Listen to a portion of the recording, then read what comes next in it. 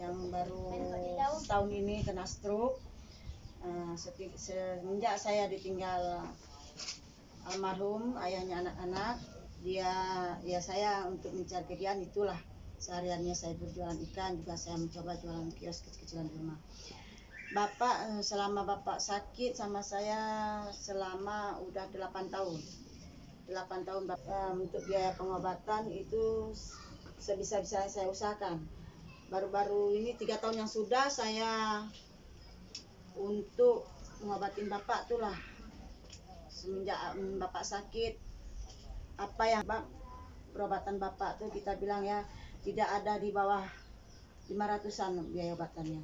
Jadi saya rela apa yang ada di rumah demi kesembuhan dia.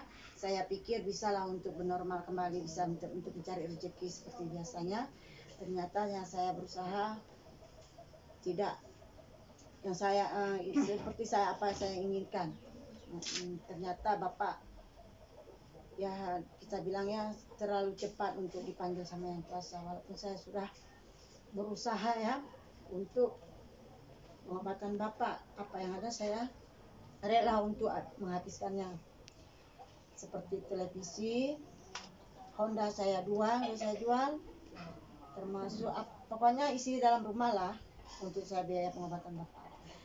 Setelah Bapak meninggal, setelah habis 100 hari, bulan